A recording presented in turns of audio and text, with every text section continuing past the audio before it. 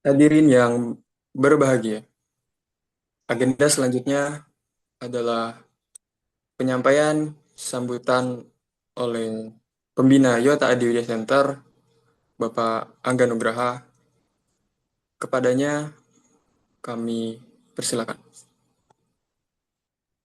Baik, terima kasih Kang Teja. Bismillahirrahmanirrahim. Assalamualaikum warahmatullahi wabarakatuh. Yang Waalaikumsalam. terhormat Pak Abdul sebagai Dewan Pengawas dan juga rekan-rekan Pak Tri, Pak Ari, Pak Teja, dan juga rekan-rekan Yota, serta yang kami hormati rekan-rekan peserta webinar lingkungan yang diselenggarakan oleh Yayasan Yota Adi Widya ini. Pertama-tama marilah kita panjatkan puji syukur kepada Allah Subhanahu wa taala karena pada kesempatan sore hari ini kita bisa bersilaturahmi dalam rangka webinar. Dan sebelumnya saya mohon maaf karena menggunakan kaos ini dan juga kondisi bising. Kebetulan kita ada aktivitas di Badan Penanggulangan Bencana Daerah dalam rangka Hari Kesiapsiagaan Bencana 2026 tingkat Provinsi Jawa Barat yang dilaksanakan di Balai Kota Bandung. Tanpa mengurangi rasa hormat, mohon izin Pak Abdul, Pak Tri, dan rekan-rekan semua para peserta. Masuk ini kolega saya nih, Kang Isal Nur Hidayat dari Ciamis ini. Beliau adalah juara pemuda pelopor tingkat provinsi, juara pemuda pelopor desa juga tingkat nasional, dan beberapa prestasi lainnya. Beliau sebagai panutan di Jawa Barat gitu. Jadi kalau ada peduli lingkungan, dari tahun 2024 saya kenal beliau, bagaimana beliau mengelola sampah, kompos, dan sebagainya gitu. Jadi terima kasih Kang Isal sudah bisa memberikan materi atau sharing nanti dengan kawan-kawan. Dan perlu kami sampaikan rekan-rekan semua, mohon izin Pak Abdul, tema yang kita angkat hari ini tentu Navigation Indonesian Plastic Crisis in Chinese Society adalah bukan sekedar refleksi kondisi ya, tapi juga panggilan aksi kita semua untuk menghadapi tantangan serius dalam pengelolaan sampah plastik. Pertumbuhan konsumsi, kita sebagai produsen penghasil sampah terbesar dengan gaya hidup kita, serta urbanisasi yang masih mempercepat akumulasi sampah plastik. Sementara di satu sisi kapasitas pengelolaannya, termasuk juga bagaimana pembuangannya belum sepenuhnya mampu kita imbangi. Di tengah tantangan tersebut, kita berharap di kawan-kawan pemuda inilah yang menjadi agen perubahan secara simbolik dan sebagai aktor nyata dalam mengtransformasi sosial, terutama terkait dengan konteks krisis lingkungan saat ini. Adaptasi terhadap perubahan, kreatif dalam solusi, serta memiliki jaringan sosial yang luas, kita berharap menjadikan penyebaran kesadaran kita bersama. Karena seyogianya perubahan masyarakat yang kita alami saat ini juga membuka peluang di mana teknologi digital, ekonomi sirkular, hingga gerakan gaya hidup berpotensi menjadi instrumen penting yang dapat dimanfaatkan oleh generasi muda untuk mengintervensi persoalan sampah plastik secara lebih sistemik. Ada 3 hal yang ingin saya tekankan. Yang pertama, kesadaran harus ditingkatkan menjadi gerakan kolektif, tidak cukup hanya peduli saja, tapi perlu diorganisir menjadi aksi nyata yang berdampak. Yang kedua, inovasi harus menjadi pendekatan utama. Kita membutuhkan solusi berbasis teknologi, kewirausahaan hijau, hingga model bisnis baru yang mampu mengurangi mengelola sampah plastik berkelanjutan. Dan yang terakhir, ketiga, kita berharap kolaborasi adalah kunci antara kami pemerintah, masyarakat, sektor swasta, dan komunitas pemuda, termasuk Yayasan Yota di Widya Center ini, menjadi bagian dari aktor penting dalam menyelesaikan permasalahan ini. Yayasan Yota adalah ekosistem kemudaan yang berkomitmen untuk mendorong penguatan kapasitas pemuda, termasuk isu strategis seperti lingkungan hidup yang menjadi investasi terbaik masa depan kita untuk memberdayakan generasi muda saat ini. Akhir kata, mudah-mudahan dari titik inilah lahirnya gagasan, jejaring, dan aksi nyata dari pemuda dalam menghadapi krisis sampah plastik. Dan mari kita bersama-sama menyadari menuju perubahan bukan hanya wacana, tapi juga menuju aksi yang kita harapkan bersama-sama. Dan success story Kang Isal ini sudah saya buktikan, kita buktikan dari Dispora Jawa Barat saat itu beliau sudah mengolah sampah plastik, sudah bikin kursi, sudah bikin ekobrik dan sebagainya. Mudah-mudahan menjadi success story yang bisa kita tularkan bersama. Beliau pemuda Ciamis, tapi bisa mewarnai Jawa Barat, sampai bisa mewarnai tingkat nasional, berprestasi di tingkat nasional.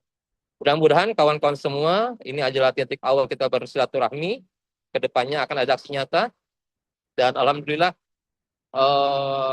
kita berharap ini adalah yang pertama dan juga menjadi pionir utama dalam gerakan-gerakan webinar, gerakan-gerakan aksi nyata yang bisa kita lakukan di darat ataupun di aksi nyata lingkungan kita semua. Terima kasih Kang Tri, Kang Teja, Kang Arif, dan Kang Abdul juga di jajaran Yota yang telah menginisiasi kegiatan ini. Semoga Allah SWT memberikan kemudahan untuk kita semua, memberikan berkahnya, dan juga memberikan kekuatan. Karena tanpa kita bersama-sama, kita akan hanya menjadi seseorang saja, tapi kita bersama-sama kita akan menjadi sebuah komunitas yang mudah-mudahan menjadi aksi nyata. Terima kasih, sukses untuk semuanya. Mohon maaf apabila ada hal kurang berkenan. Akhirul kalam, Assalamualaikum warahmatullahi wabarakatuh. Sukses untuk semuanya. Waalaikumsalam warahmatullahi wabarakatuh. Baik, terima kasih sambutannya kepada Pak Angga. Semoga apa yang kita lakukan ini bisa menjadi langkah awal mungkin ya, dan menjadi langkah penerus untuk terus mencintai lingkungan. Baik, acara selanjutnya agar pada webinar kali ini kita diridhoi oleh Allah dan Yang Maha Kuasa. Marilah kita memanjatkan doa terlebih dahulu yang akan dipimpin oleh Saudara Abdullah Mufti.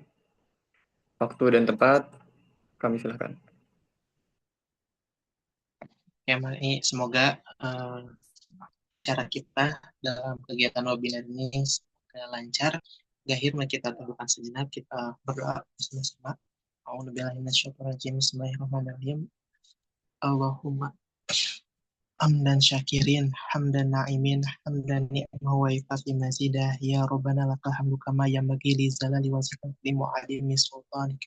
Allahumma inna nas'aluka salamatan fid din wa afiyatan fil jasad wa ziyadatan fil ilmi wa barakatan fil rizki wa taubatan qabla maut wa rahmatan indal maut wa maghfiratan ba'da maut. Allahumma hawin alaina fi syakaratil maut wa nazata minan wal afwa indah. Rabbana atina fid dunya hasanah wa fil akhirati hasanah wa qina adzabannar. Amin. Assalamualaikum warahmatullahi wabarakatuh. Waalaikumsalam warahmatullahi wabarakatuh. Terima kasih kepada Saudara Arif Abdul Mufti yang telah memimpin doa kita semua. Semoga acara kita diberi kelancaran dari awal hingga akhir. Baik, mungkin tanpa berlama-lama lagi, agenda selanjutnya adalah inti dari acara pada hari ini, yakni sesi pemaparan materi. Pemaparan materi akan dipandu oleh satu moderator. Ia merupakan seorang mahasiswa yang sedang menempuh pendidikan tinggi di Universitas Islam Negeri Sunan Gunung Jati, Bandung. Dia juga aktif di bidang organisasi, aksi sosial, serta aktif di dunia kreatif sebagai konten kreator di Global Leading Network. Serta prestasi dari moderator kita ini tidak main-main nih, teman-teman. Ia telah dianugerahi sebagai Duta Siswa Berbakat Kabupaten Sumedang pada tahun 2025, serta ia juga merupakan anggota aktif dalam pengurusan Yota Adiwidya Center nih, teman-teman. Tepatnya pada anggota Divisi Lingkungan dan Kemanusiaan.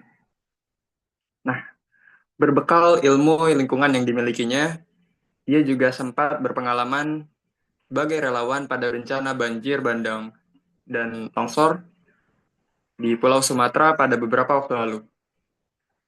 Keren banget kan, teman-teman? Mungkin sebelum kita panggilkan moderator kita yang keren satu ini, boleh dong kasih reaksi, teman-teman. Boleh kasih reaction terbaiknya, teman-teman. Oke, oke, oke, oke. Sip. Sudah pada siap ya, teman-teman? Oke, kita panggilkan saja mungkin ya. Tanpa berlama-lama lagi, kita panggilkan Kak Mujahidah Aziza. Adalah diketuai langsung oleh Kanikmatul Mawadah ya, di sana di pojok. Halo Kak Sebagai Mujah. ketua pelaksana kemarin alhamdulillah sudah terlaksana ketika bulan Ramadan kemarin. Terus selanjutnya ada halal bihalal. Nah, halal bihalal ini dilaksanakan setelah Idul Fitri. Idul Fitri. Alhamdulillah kemarin kami melaksanakan halal bihalal setelah Idul Fitri sebagai bentuk apa ya, konsentrasi itu bisa ya, karena di sini juga kami bukan hanya anggota aktif yang hadir, pun kami undang ke kegiatan ini. Alhamdulillah kemarin diketuai oleh Kak Salwa ya. Selanjutnya yaitu ada HUT Gudeg. Nah ini nih yang akan datang ya. Tanggal berapa tadi? 22 Juli. Sekarang tanggal berapa? Ya nanti kita akan menginjak umur ke 47 ya, sudah tua ya. 47. Kak Mujah, Izin kalau pernah mohon maaf berarti izin berapa? suaranya kurang Lebih tua terdengar ya. oleh teman-teman. Kita menginjak umur ke 47, alhamdulillah nanti ketika tanggal 22 Juli. Terus selanjutnya ada inaugurasi PPK. Nah, ini nih kakak-kakak. Inaugurasi ini adalah sebuah penampilan yang kami sediakan untuk dengar Kak. Jadi kami itu ketika PBK ya, pengenalan budaya akademik, mungkin kalau di kakak-kakak apa namanya? Yang mau kaku ya, mau kaku kalau di kami PBK. Nah biasanya di hari kedua itu UKM itu ya apa? Kalau tadi kakak-kakak Panadri ya. Nah ya, di kami kan ini ada kemarin juga inaugurasi. Di sini biasanya kami diberi waktu beberapa menit yang untuk menampilkan di setiap UKM-nya. Nah, alhamdulillah kami walaupun diberi waktu sedikit, di sini Pramuka Bandung itu sangat memaksimalkan. Gimana caranya? 20 menit yang diberikan oleh kampus itu menjadi 20 tahun untuk kami menarik orang-orang ke Pramuka Bandung dan terus kontribusi sampai ke depannya. Ya. Walaupun 20 menit yang kami lakukan di sini sangat amat spektakuler ya penampilannya, karena ini adalah daya tarik utama first impression seorang apa? Kak Mujah, mohon maaf, sepertinya suaranya dari awal tadi kurang terdengar begitu. Yang terdengar adalah suara di luar gitu. Apakah bisa beralih mungkin Kak?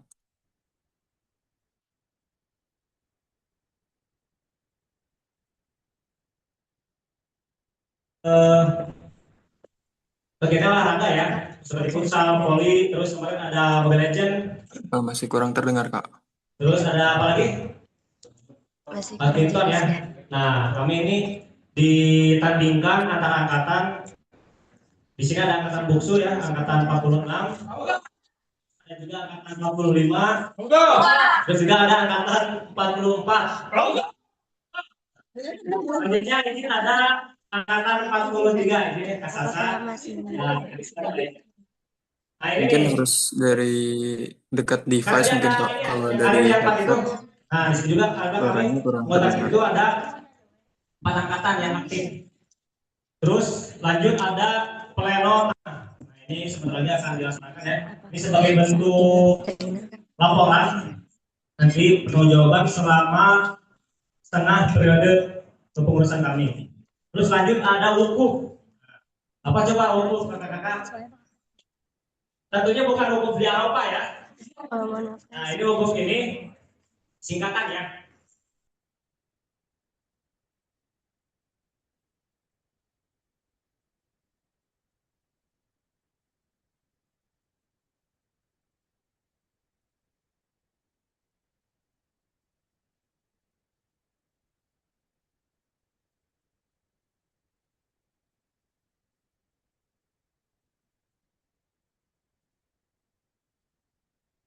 Oke, mungkin teman-teman Kak Muja sedang beralih tempat ke tempat yang lebih kondusif. Mungkin sambil menunggu Kak Muja bisa settle kembali, mungkin bisa sapa-sapa dulu kali ya ke teman-teman. Dan mungkin aku coba tanya ini ya ke salah satu partisipan kita nih teman-teman. Kak Amalia mungkin. Halo Kak Amal.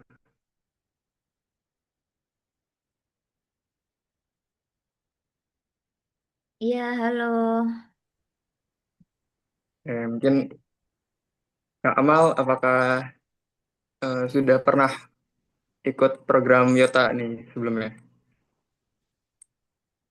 Kebetulan pernah dengan teman-teman di divisi administrasi. Bentar, aku izin bentar, guys. Oke. Aku di divisi administrasi dengan Kak Rido sama Kak Jauh. Begitu. Terus ada si siapa namanya? Ada Binta juga, ada Arik juga di divisi administrasi, Kak. Gitu. Oke, keren banget Kak. Oke, Gitu. oke Ini Kak ada Muja. teman-teman juga nih yang Oke, gabung. siap. Terima kasih Kak Amal. Oke, Kak Muja, apakah sudah lebih kondusif? Kakak, apakah sekarang suara saya terdengar? Mohon maaf sekali ya sebelumnya. Ya, sudah terdengar Kak. Monggo. Oke, baik. Mungkin saya ulangi lagi ya. Pertama, mohon maaf sebelumnya. Di sini saya sebagai moderator, saya Mujahidah Nurul Ajijah. Dan selamat datang juga kepada Kak Isal ya, mohon maaf atas kendalanya tadi. Oke, di sini saya akan menjelaskan kembali ulang dari pemateri kita yang sangat hebat ini. Jadi pemateri kita itu adalah Kak Isal Nur Hidayatullah, sosok muda yang aktif dan berdedikasi dalam bidang lingkungan serta kepemudaan. Dan beliau terlibat dalam berbagai organisasi teman-teman, seperti Paguyuban Sadar Lingkungan dan Jabar Bergerak.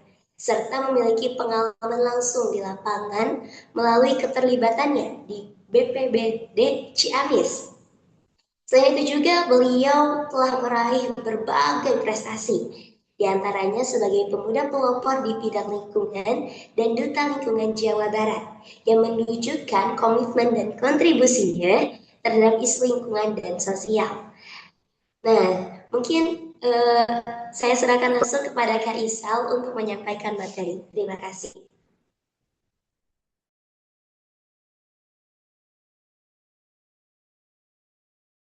Oke, baik.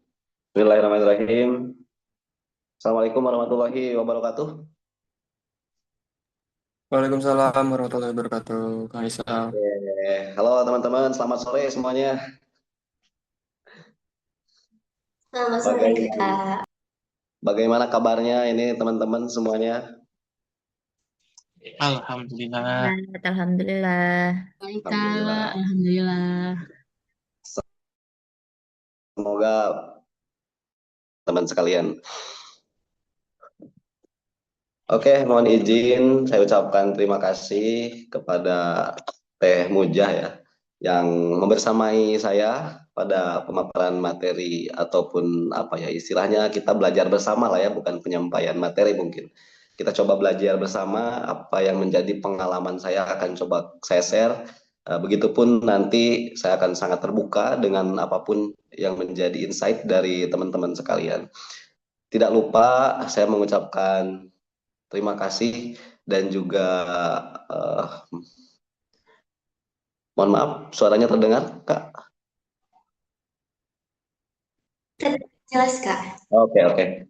Saya takutnya trouble. Tadi kebetulan saya juga terkendala sinyal, jadi saya harus berpindah lokasi ini. Alhamdulillah kalau terdengar. Kalau misalkan nanti trouble, mohon izin kalau saya misalkan off cam. Saya lanjut, saya ucapkan terima kasih yang sebanyak-banyaknya atas amanah dan kepercayaan kepada yang saya hormati, Pak Angga, yang mana beliau ini adalah mentor saya selama berkiprah dan mengabdi di Pemuda Pelopor. Kebetulan wasilah beliaulah saya dapat berkesempatan mengikuti event Pemuda Pelopor pada tahun 2023 dan 2025 kemarin. Mudah-mudahan Pak Angga yang kebetulan juga sekarang bekerja di BPBD Jawa Barat, mudah-mudahan selalu diberikan kesehatan, keberkahan, dan juga kesuksesan. Tidak lupa juga kepada rekan saya di Pemuda Pelopor, ini ada Kang Tri ya, yang memang sangat luar biasa dengan inovasi-inovasi di bidang teknologinya.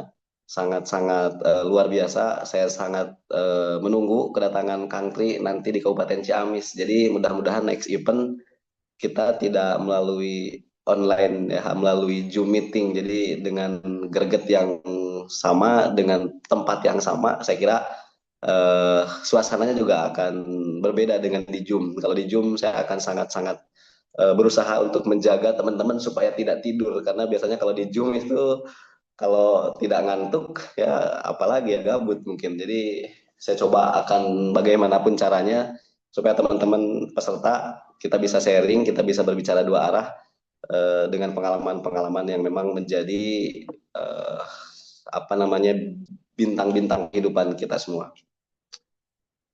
Oke, mungkin mohon maaf saya tidak menyebutkan satu persatu jajaran kepanitiaan dan juga panitia pelaksana, khususnya teman-teman Yota. Semuanya yang saya hormati, terima kasih yang sebesar-besarnya atas kesempatan dan juga kepercayaannya kepada saya. Oke, mungkin langsung saja rekan-rekan sekalian, saya coba akan share screen atau bisa dibantu teman-teman PowerPoint-nya ditampilkan di layar. Sambil nunggu, saya pengen lihat dulu reaction dari teman-teman semua peserta yang hadir hari ini. Ini saya tuh tidak terbiasa untuk sharing itu menggunakan aplikasi ya, menggunakan media Zoom. Jadi sangat-sangat canggung dan kaku. Jadi kalau langsung makan kelihatan yang ngantuk, tinggal di apa namanya, tinggal di towel ya kalau bahasa Sunda mungkin gitu ya. Tapi kalau di Zoom kan nggak kelihatan ya, susah. Oke. Coba saya pengen ada reaction nih teman-teman sekalian dari 17 peserta yang hadir di sore hari ini. Berikan apa namanya semangatnya atau spiritnya supaya saya bisa memastikan bahwa teman-teman semua tidak tidur ya. Kalau jaringan bagus, mohon berkenan apa namanya kameranya bisa di on kan, di on cam saja.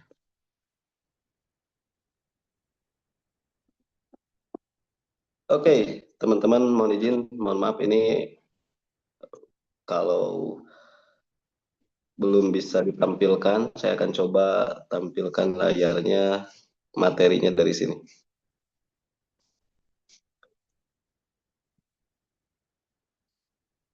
Berbicara plastik ya, teman-teman sekalian, saya lihat apa namanya tornya. Saya kira berbicara plastik ini semua peserta dan juga hadirin yang sekarang hadir sudah tidak apa namanya sudah tidak asing dan sudah tidak aneh lagi ya. Setiap kita berbicara masalah-masalah lingkungan, pasti faktanya, pasti isunya, dan juga pasti bumbu-bumbunya adalah bumbu-bumbu yang memang berhubungan dengan plastik salah satunya. Nah, alhamdulillah sudah bisa dilihat ya teman-teman sekalian. Terima kasih kepada teman-teman panitia penyelenggara. Saya selalu memulai apa namanya sharing ya, dengan kata-kata yang saya temukan dalam kehidupan saya, teman-teman sekalian. Ya, ini mungkin juga pasti dilakukan dan dialami oleh teman-teman yang bergerak di bidang lingkungan. Yang mana setiap orang yang bergerak di bidang lingkungan itu pasti pernah merasakan dicap orang gila oleh masyarakat setempat, termasuk saya. Sehingga saya bisa menemukan dan juga apa namanya sedikit merangkai kata lah ya untuk menjadi motivasi buat saya sendiri. Bergeraklah sampai orang lain menganggap kita gila atau menganggap kalian gila. Dan menggilalah sampai orang lain juga bergerak. Ini kalimat yang saya temukan dari kehidupan saya di tahun 2018 yang mana di awal-awal saya bergerak di bidang lingkungan, khususnya sampah, lingkungan sekitar saya malah mengecap saya adalah orang gila, yang mana teman sebaya saya waktu itu 2018 sudah kerja di luar kota, di Bandung, di Jakarta, sedangkan saya sendiri masih tetap di kampung halaman meskipun sudah lulus sekolah ya, waktu itu SLTA. Malah memilih hidup bersama lingkungan ya, bersama sampah ya, karena terus terang saya berasal dari Kabupaten Ciamis yang mana di Ciamis paling utara itu terdapat sumber mata air, terdapat sungai, hulu sungai namanya Sungai Cimuntur, dan itu dari turun waktu nenek moyang saya, nenek saya, orang tua saya itu digunakan sebagai apa namanya kebutuhan pokok lah untuk minum, untuk makan, untuk cuci piring, untuk cuci beras, mandi, dan lain sebagainya. Tapi fenomenanya di 2018 itu tercemar dengan adanya sampah. Maka motivasi itulah yang membuat saya pengen dan hidup di bidang lingkungan ini. Meskipun dianggap gila. Tapi ternyata teman-teman sekalian ketika kita konsisten, kegilaan kita itu justru bakal membuat orang lain apa namanya aware dan juga mengikuti kegilaan kita. Melihat daripada apa yang kita lakukan, ternyata butuh waktu 5 tahun sampai 6 tahun agar dan supaya teman-teman lingkungan masyarakat sekitar juga ikut bergerak yang sama seperti saya yang waktu itu juga apa namanya dikatakan gila. Oke, lanjut kita next teman-teman sekalian. Sampah. Nah, ini ya kita berbicara paradigma dan realita dulu teman-teman sekalian. Ketika berbicara sampah sebelum kepada plastik, teman-teman sekalian, ada beberapa hal yang memang menjadi poin-poin di sini teman-teman bisa lihat. Sampah pasti berhubungan dengan manusia. Yang paling dekat adalah manusia. Karena meskipun hewan atau makhluk lain tidak memiliki apa namanya, tidak memiliki akal yang sempurna seperti kita, seperti manusia, ternyata mereka lebih bijak terhadap alam. Mereka lebih aware, mereka lebih apa namanya menghargai adanya lingkungan dan alam ini. Tentu dengan tidak menghasilkan sampah. Malah teman-teman juga mungkin tahu ya kan kotoran dari hewan, sebagian hewan itu bisa digunakan untuk pupuk. Tapi sisa-sisa limbah kita dari kehidupan sehari-hari bukan malah menjadi hal positif, ya kan, malah menjadi hal-hal yang memang negatif. Banyak lagi poin-poinnya di sana teman-teman, hilangnya keanekaragaman hayati, terus apalagi ada energi terbarukan. Ini potensi-potensi yang saya kira bisa menjadi spirit dan semangat supaya kita sebagai manusia bisa bertanggung jawab terhadap beban yang dipikul oleh kita, yaitu pemimpin ya. Kita sekecil apapun kita bisa menjadi pemimpin ya. Pemimpin itu bukan hanya berbicara presiden, apa namanya, gubernur, Kang Deddy Mulyadi yang mungkin kita tahu sangat ngetren hari ini ya kan, pemimpin. Tapi tanpa disadari kita juga pemimpin untuk diri kita sendiri. Bagaimana caranya paradigma dan realita yang terjadi sekarang bisa benar-benar kita arahkan ke arah hal-hal yang positif. Kita lihat bagaimana paradigmanya, kita lihat bagaimana realitanya ke depan. Oke, bagaimana sih realitanya sekarang teman-teman sekalian? Nah, ini yang saya spill di awal tadi. Kampung halaman saya, teman-teman sekalian, mungkin di sini kalau ada yang pernah ke Ciamis, tahu lah. Tapi bagi yang belum pernah, saya sangat terbuka mengundang rekan-rekan semua yang hadir untuk datang ke Panjalu, ya, untuk datang ke Kabupaten Ciamis, ya, Ciamis Utara, Kecamatan Panjalu. Permasalahan yang pertama, fenomena pencemaran Sungai Cimuntur 1 Ciamis yang tak kunjung berakhir. Itu tahun 2019, 2020, 2021 masih sama. Nanti ada gambar jelasnya.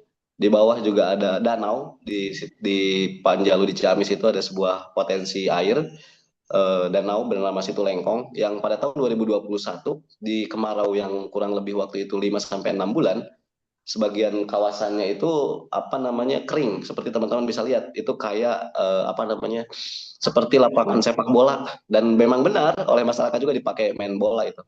Nah, ini apa yang terjadi sebenarnya dengan apa namanya dengan sungai yang penuh dengan sampah, danau yang kering. Nah, ini kita lihat realitanya. Apalagi kalau kita lihat teman-teman sekarang sangat-sangat dimudahkan ya mencari data itu mudah. Ya, kita lihat faktanya teman-teman sekalian apa melalui data yang ada di apa namanya SIF SIP ya, data Sistem Informasi Pengolahan Sampah Nasional berdasarkan KLHK.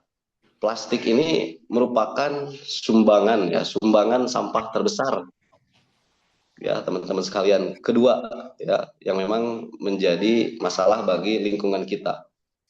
Berbanding terbalik dengan pengelolaannya yang memang belum sepenuhnya sempurna. Tingkat pengelolaannya masih rendah teman-teman sekalian. Masih di angka 25-30%. Kalau terakhir saya lihat di data SIP SN itu masih sekitar berkisar di 25% pengelolaannya. Jadi 75% sisa pengelolaan sisa sampah yang dihasilkan dalam kehidupan sehari-hari itu masih menjadi pertanyaan.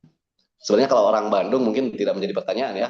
Ada kebakaran hutan, ada kebakaran TPA yang kemarin Sarimukti ya terjadi, ada longsor juga di TPA yang terjadi. Nah, itu alam membuktikan sendiri nih, sampah sisa 75% yang memang tidak terkelola dengan baik, mereka akan menjadi bumerang, mereka akan menjadi masalah secara apa namanya, secara tidak langsung mereka akan jadi bom waktu.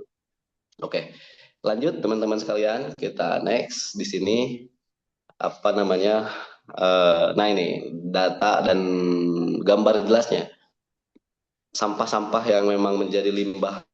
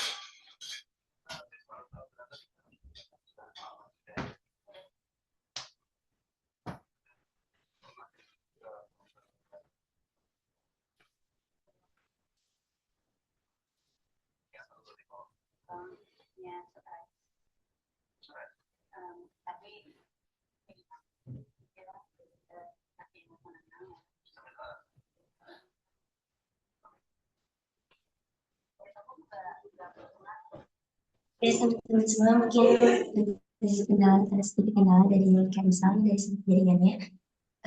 Mohon maaf.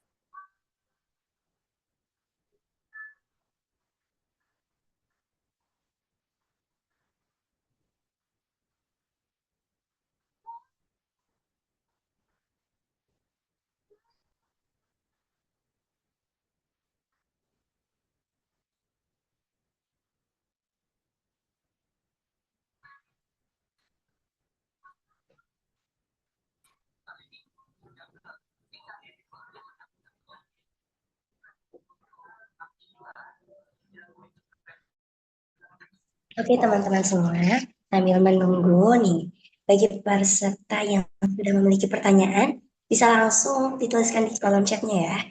Dan nanti kita akan lanjutkan ke bahas bersama ketika sesi pertanyaan dibuka. Nah, karena mungkin melihat kondisinya juga sepertinya Kak Isal tadi ada beberapa sedikit kendala dari jaringannya.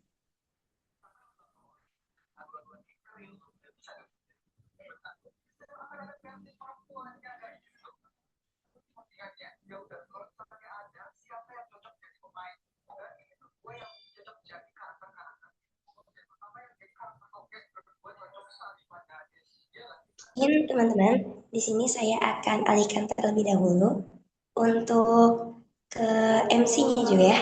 Silahkan Kak Teja.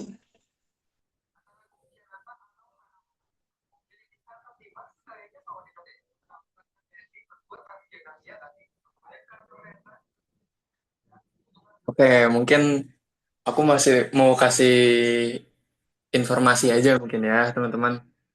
Jadi sambil menunggu Kang Isal bergabung kembali, jadi tadi aku dapat bisikan dari teman-teman panitia buat teman-teman persiapin gitu pertanyaan dari pemaparan yang disampaikan sama pemateri kita.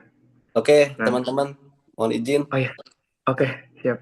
Mohon maaf, HP-nya overheat, jadi langsung hang, langsung mati. Ini saya ganti perangkat. Siap, silakan Kang Isal. Siap, mohon izin, mohon maaf teman-teman ya. Mudah-mudahan Ya, tidak mengganggu suasananya nih. Di Zoom ini rawan sekali suasananya, moodnya turun ya. Mudah-mudahan semangatnya tidak turun nih teman-teman sekalian sebagai pemuda yang akan apa namanya menjadi penggerak perubahan ya kan. Kalau kata Pak Angga tadi, kita harus berdampak apapun yang kita lakukan. Semoga Zoom ini pun memiliki dampak setelah ini buat kita, buat lingkungan kita, dan juga buat sekitar kita. Oke, saya lanjut teman-teman sekalian. Kita tadi berbicara tentang penumpukan. Nah, ini faktanya teman-teman sekalian. Sampah-sampah atau limbah-limbah sisa kehidupan rumah tangga kita, akhirnya di sini nih, di sungai. Kalau saya di Panjalu, saya di Maparah, ini desa saya, tahun 2018 itu sampah ini sangat sangat menjadi tempat yang nyaman di sungai ini, sehingga waktu itu kita nggak bisa minum pakai air sungai Ciwontur, cuci piring itu udah terkontaminasi. Jadi faktanya seperti itu. Mudah-mudahan fakta yang saya paparkan ini juga tidak menjadi masalah di lingkungan teman-teman. Mudah-mudahan ya. Tapi kalau menjadi masalah, saya kira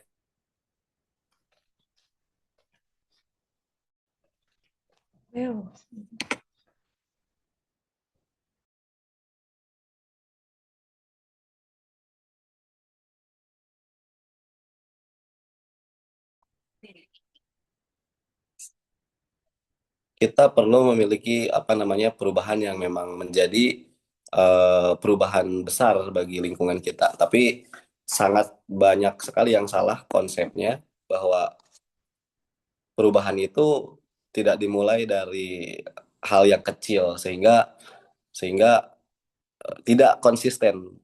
Langsung programnya besar, melibatkan banyak orang.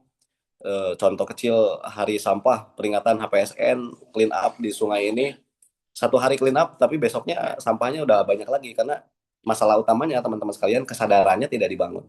Nah, mudah-mudahan kita tidak seperti itu. Oke, kita gas lagi teman-teman sekalian, kita geser setelah lihat fakta yang terjadi di kampung saya ini. Apa yang kita lakukan? Apa yang bisa kita lakukan? Teman-teman sekalian, saya pengen mastiin teman-teman tidak tidur. Coba kira-kira apa yang bisa kita lakukan dengan fenomena alam seperti sekarang? Apalagi populasi plastik yang memang angkanya, jumlahnya, tonasenya mungkin belum berkurang. Dari visual saja, teman-teman sekalian, lihat di lingkungan kita apa sih kegiatan yang kita lakukan yang tanpa menggunakan plastik. Semuanya hampir menggunakan plastik. Even apa kita membeli terasi atau cengek ke warung pun tetap pakai plastik meskipun sedikit.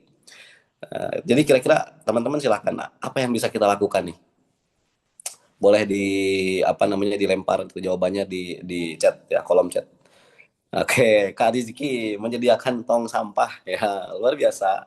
Benar sekali teman-teman sekalian ya, permasalahan generasi Alpha sekarang itu mereka itu super super manja. Jadi tong sampahnya jauh dikit ya, males untuk sengaja buang sampah ke sana. Nah, semoga ini juga menjadi catatan bagi kita semua, lingkungan kita lah, rumah dulu. Saya pengen tahu nih, rumah teman-teman ada berapa tong sampah sih? Di sudut bangunan, di kamar, atau di ruang tengah, atau di ruang mana, di dapur. Coba, ada yang paling banyak nggak? Saya pengen tahu berapa sih tempat sampah yang ada di rumah teman-teman yang paling banyak. Saya coba akan kasih apresiasi. Tapi nanti by bukti ya. Fotonya boleh dilempar nanti lah ke teman-teman panitia. Nih ada 1, 2, 3 misalkan. Teman-teman silakan. Ada yang paling banyak di sini tempat sampahnya nih berapa nih? Ini Kak Rizky paling semangat ini ya. Ada 6 katanya. Ada yang lebih dari 6 enggak ini? Oke, sambil nunggu Kak Rizky ya. Ini perempuan atau laki-laki nih? Kang Rizky berarti Teh Rizky ya. Saya takut salah ini. Boleh di unmute Teh Rizky. Coba yang 6 itu di mana saja sih tempat sampahnya, boleh di unmute. Biar kita tidak tidak satu arah nih, biar seru nih. Silakan Kak. Apakah kedengaran? Oke. Suara saya terdengar? Terdengar Teh. Oke. Oh ini Teh Rizky ya berarti ya. Silakan Teh. Baik, izin jawab Pak. Jadi 6 tong sampah itu yang pertama ada di depan rumah, di halaman Oke. depan, terus di samping rumah. Oke. Ada 2 di kamar orang tua sama kakak nenek. Lalu di bagian dapur itu ada 2. Oke. Makasih. Siap. Terima kasih nih Kak Rizky ya. Nanti evidennya dikirim aja ke panitia ya, foto atau video. Dan ada yang lebih dari 6 kira-kira, ini ada yang komen nih, siapa ini ya? Peruangan kayaknya ada sih Kak, hingga di dapur itu ada 3 tong sampah. Weh, mantap. Totalnya berapa nih? Ada yang lebih dari 6 nggak kira-kira teman-teman? Ini Kak Teh Mujah ya, ini moderator kita. Oke, kalau tidak ada, saya akan simpan di akhir nanti apresiasinya untuk Kak Rizky. Terima kasih. Ini sangat sangat susah ya teman-teman sekalian, kesadaran lahir dari tingkat kecil ya, tapak itu sangat-sangat susah. Kita berbicara sampah, kita berbicara permasalahan lingkungan, tapi kita tidak memulai dari rumah kita sendiri untuk memiliki perubahan. Nah, jadi hal-hal yang dilakukan oleh Kak Rizky Alfa Maharani ini sangat luar biasa, mahal. Kita lihat ya, apa yang saya lakukan teman-teman sekalian. Kita lanjut. Boleh teman-teman lihat yang kita lakukan atau yang saya lakukan ini. Tadi udah di-spill sebenarnya Pak Angga, kebetulan beliau mentor saya waktu lomba pemuda pelopor, jadi beliau mengetahui ekobrik teman-teman sekalian. Tapi saya selalu menggarisbawahi bahwa ekobrik ini hanya paksaan teman-teman sekalian. Bukan berarti dengan saya membuat kursi, meja itu untuk menjadi ladang bisnis, tidak teman-teman sekalian. Meskipun sampai hari ini saya masih menjual kursi dan meja, itu dasarnya itu bukan untuk bisnis, bukan untuk cari uang, tapi karena saya bingung di sini sampah mau dikemanain. Desa Mapara, jaraknya ke TPS atau tempat pembuangan sampah akhir, TPA, tempat pembuangan akhir, itu kurang lebih 45 kilo Kak.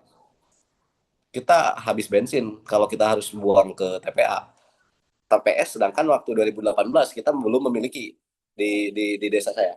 Kalau sekarang alhamdulillah udah ada TPS. Jadi tidak terlalu bingung, meskipun tonasi sampah masih banyak. tapi minimalnya residu-residu yang tidak bisa kita hasilkan, tidak bisa buat untuk menjadi produk itu bisa ada di TPS lah. Tidak pergi ke sungai, tidak pergi ke kebun orang lain, apalagi kebun tetangga ya. Tapi permasalahan di banyak orang, sungai itu dikasih apa namanya, dikasih larangan, dilarang buang sampah di sini katanya. Yang buang sampah di sini masuk neraka, atau yang buang sampah di sini apa namanya, miskin 7 turunan. Orang-orang sekarang itu tidak tahu dan tidak suka dan tidak takut dengan hal-hal kayak gitu. Banner dipasang di sana ya, masyarakat ataupun orang-orang tetap saja buang sampah ke sana. Jadi harus dimulai dari lingkungan, kesadarannya dari lingkungan terkecil seperti Kak Rizky kita dilakukan. Oke, itu sekilas tentang ekoblik yang saya buat. Jadi bukan berarti saya promosi ekoblik ya, karena kalau ekoblik ini masih ada, berarti sampahnya masih ada. Saya berharap ya zero waste, sampahnya udah tidak ada, sehingga tidak perlu kita membuat ekoblik. Nah, mungkin teman-teman juga punya apa namanya, punya inovasi lain, tapi inovasi yang apa, bukan inovasi, pengembangan yang saya pilih itu adalah melalui pemanfaatan ekoblik atau ilmu ekoblik. Teman-teman juga pasti sudah tahu. Jadi ekoblik ini secara kata dari ramah lingkungan, ekonya itu, bliknya itu bata. Jadi bata ramah lingkungan. Awal mulanya itu dibuat menjadi pengganti bata tadinya. Tapi seiring berjalannya waktu, kepercayaan masyarakat tidak kunjung naik. Kalau untuk rumah mungkin sangat-sangat riskan ya, masyarakat tuh nggak percaya. Jadi saya sendiri sekarang membuat ekobrik hanya untuk kursi, meja ya. Launching mungkin 1 tahun yang akan datang, saya coba akan buat kasur dari apa namanya, dari ekobrik ini. Tapi belum itu ya. Oke teman-teman, silahkan dilanjutkan lagi. Kita lihat next. Nah ini yang saya bilang tadi, aksi sebagai seorang pemuda, aksi sebagai seorang generasi muda, generasi alpha, generasi zilenial, generasi milenial, ataupun kolonial seperti saya, kita harus memulai dari lingkungan keluarga. Konsepnya jangan dibalik teman-teman sekalian. Terus terang, saya berbicara diri saya sendiri. 2017, maaf, saya pun mengalami fase yang mana kegiatan lingkungan yang saya lakukan itu hanya formalitas saja. Dalam rangka WCD, teman-teman mungkin tahu ya, World Clean Up Day, kita bersih-bersih tuh tanggal 19 September. Tapi besoknya sampahnya udah penuh lagi. Masyarakatnya kesadarannya tidak dibangun. Saya pun 2017 mengalami fase itu, hanya untuk berkegiatan memenuhi kebutuhan upload media sosial. Kepuasannya ya buat kita share di media sosial kita supaya media sosial kita tuh baik, dilihat banyak orang, itu kita positif. Tapi ternyata itu hanya formalitas saja.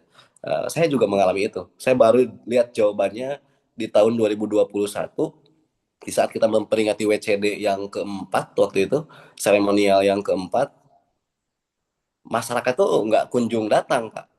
Yang kita ajak untuk clean up itu masyarakat nggak datang. Yang rumahnya di pinggir sungai juga pun nggak ikut. Saya dengar sendiri apa yang dikeluarkan oleh masyarakat. Ah, jong-jong aya nama da aya barudak ieu teu kudu mulungan sampah. Kalau bahasa Sundanya kayak gitu. Kira-kira kalau bahasa Indonesianya, masyarakat tuh ngerasa tenang, nggak perlu apa namanya, ambil sampah karena ada anak-anak yang bergerak. Loh, kita bukan pegawai sampah, tapi oleh masyarakat kita dibuat menjadi pondasi untuk menjadi pemulung sampah. Nah, dari sana kita coba rubah konsepnya dengan konsep yang kita mulai dari skala terkecil. Ini pun teman-teman harus mulai dari tingkat keluarga seperti yang tadi Kak Rizky udah lakukan. Tempat sampah di rumahnya sebanyak mungkin. Bila perlu setiap ruangan ada tempat sampah. Terus kalau sudah terbiasa di lingkungan keluarga, di apa namanya, tapak ya, di keluarga kita, orang tua kita, kita mulai ke lingkungan. Kita ajak tetangga kita ajak kerabat kita, saudara kita, supaya tersusun kesadarannya itu dari bawah, dan itu akan menjadi pondasi yang sangat kuat. Tidak hanya disusun melalui kebijakan pemerintah, bisa saja ada kebijakan pemerintah, perbub lah, atau perda lah, atau pergub lah, edaran lah. Tapi tidak semua aturan dari pemerintah itu sampai kepada masyarakat, sehingga harus ada kolaborasi antara pemerintah melalui kebijakan dan juga masyarakat secara kesadaran, sehingga dari bawah ada progres, dari atas disambut dengan kebijakan, baru itu akan tercipta perubahan.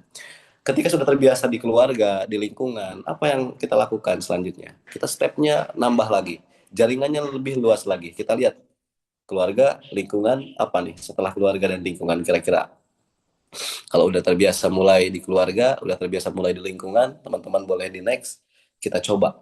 Barulah dengan apa namanya, kita berkolaborasi dengan komunitas, dengan kelompok, dengan lembaga, melalui apa? Koordinasi, edukasi, dan aksi. Jangan sampai lupa, kita itu memiliki semangat tinggi untuk melaksanakan kegiatan, tapi kadang kita sebagai pemuda, ini Yayasan Yota ya, saya percaya sih Kang Tri, mudah-mudahan, dan pasti kegiatannya tidak hanya formalitas saja. Koordinasi, edukasi, dan aksi. Yang saya garis bawahi di sini, edukasi semua orang bisa. Apa sumber materi itu banyak. Terus yang kedua, aksi juga bisa kita lakukan. Tapi yang paling penting koordinasi. Kadang kita koordinasi itu melalui koordinasi pemerintah daerah, pemerintah pusat. Kalau kegiatannya skalanya kabupaten, kita koordinasi hanya dengan bupati, banter-banter kepala dinasnya, UPTD-nya. Tapi kita melupakan koordinasi dengan tokoh masyarakat setempat di mana kita akan melakukan aksi, di mana kita akan melakukan edukasi. Tokoh masyarakat, toga itu tokoh agama, tokbud tokoh budaya, ya, apalagi itu tok-tok ya. Tok-tok saya lupa ini apa ya, tok-tok ya. Kita lihat nanti lah. Mudah-mudahan saya ingat, lupa lagi nih tok-tok apa ini. Kadusnya, lurahnya, RW-nya, RT-nya, DKM-nya, PKK-nya, semua itu akan memiliki peran penting. Jadi berbicara lingkungan dan sampah, kita nggak bisa berbicara single fighter, nggak bisa berbicara sendiri. Kita nggak apa, Power Ranger juga sekarang sudah jadi apa, superhero ya, sudah jadi Avenger ya, sudah bergabung, sudah berkolaborasi. Nggak ada yang masing-masing, nggak hulek, nggak apapun ya. Kita juga di lingkungan ya, kita perlu nih peran-peran mereka. Kepala dusun, lurah, RT, RW, DKM, PKK, semua akan memiliki peran masing-masing. Kalau kita pincang saja, contohnya tidak melibatkan DKM nih, kita aksi terus-menerus setiap Jumat, Jumsih, tapi DKM-nya tidak dilibatkan, kesadarannya tidak akan muncul, karena mungkin masyarakat akan lebih aware dan percaya apa yang dibilang oleh tokoh agama dalam pengawasan mingguan, dalam pengajian mingguan hari Jumat. Tibatan tibatan apa ya, tibatan ketimbang ya, ketimbang apa yang kita ucapkan, ketimbang apa yang kita ajak kampanyenya. Jadi semua akan memiliki peran penting. Teman-teman jangan sampai lupa, nanti ke depan setelah ini koordinasinya harus harus menyeluruh, semua tokoh-tokoh yang ada di lingkungan masyarakat dari mulai tingkat tapak bawah sampai ke atas, semuanya harus harus terkoneksi dan memiliki peran masing-masing. Oke, next teman-teman sekalian. Mohon maaf ini suara saya mungkin kurang terdengar dengan jelas karena kebetulan apa namanya, kemarin saya sebenarnya dari Bandung, dari Lembang, pulang langsung apa namanya kerja ya, kurang tidur jadi agak kurang sehat teman-teman sekalian. Ini aksi-aksi yang memang pernah menjadi apa namanya, gebrakan di kita. Yang pertama ada kolaborasi aksi Mupusti Pusaka Nagari sebagai contoh nih teman-teman.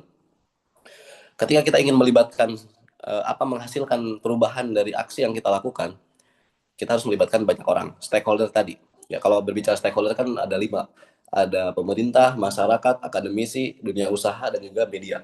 Nah, minimal 5 unsur itu harus ada. Tokoh-tokoh masyarakatnya, seperti tadi saya bilang. Nah, tapi berbasis dengan kearifan lokalnya. Teman-teman jangan lupa.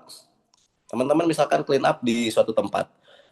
Di sana itu tempatnya konsentrasi masyarakatnya ada di bidang budaya. Maka kita bisa melibatkan budaya itu sebagai kampanye, media kampanye tentang lingkungannya. Nah, kita di Panjalu, saya di lingkungan saya di Panjalu itu kental dengan budaya. Banyak sekali budaya yang menjadi kearifan lokal. Mungkin teman-teman tahu lah, banyak sekali kata famali di sini. Jangan ini, jangan itu, jangan ini, jangan itu. Nah, kita memanfaatkan itu untuk menjadi apa namanya, solusi supaya masyarakat, tokoh-tokoh budaya itu lebih percaya dan lebih apa namanya aware dalam menghadapi permasalahan-permasalahan lingkungan. Namun Mupusti Pusaka Nagari ini adalah kegiatan yang dilakukan setiap bulan Agustus di mana kita melaksanakan pencucian bendera nih, merah putih. Teman-teman seperti gambar yang ada di bawah. Bendera itu dibersihkan. Ini sebagai simbol saja. Karena kebiasaan kita teman-teman kalau Agustus, bendera itu dipasang 1 bulan penuh dari awal bulan sampai akhir bulan. Di akhir bulan itu tanpa dilipat, tanpa dicuci, tanpa dibersihin, tanpa dirapihin, simpan di karung, dibuka lagi tahun depan, Agustus tahun depan. Nilainya ini sangat mahal. Percuma kan, nanti benderanya bersih, tapi alamnya masih kotor. Nah, ini menjadi refleksi berbasis budaya dan nasionalisme. Karena naonan itu benderana dibersihan, tapi lingkungannya, sungainya masih kena kotor. Jadi setelah kita membersihkan bendera ini, membersihkan si merah putih ini, sang saka merah putih ini, masyarakat tuh langsung susur sungai, teman-teman sekalian. Nah, ini diperingati setiap tahun dengan melibatkan banyak stakeholder sehingga kesadaran itu mulai muncul perlahan. Nah, gambar yang bawahnya ada EcoBrick, ya, sampah-sampah yang dihasilkan dari clean up melalui kegiatan-kegiatan yang kita lakukan itu dibuat menjadi EcoBrick, kursi, meja, tanda apa namanya, nilai yang harus kita garis bawahi adalah kita harus memiliki nilai jual. Karena pergerakan sekarang, aktivitas kita sekarang tanpa nilai ekonomi itu sangat kecil kemungkinannya masyarakat tertarik. Jadi kita harus memiliki nilai pemberdayaan masyarakat. Saya terus terang, 2021 ngajak masyarakat untuk buat ekobrik ya, toko-toko pemuda Karang Taruna, ayo orang buat ekobrik.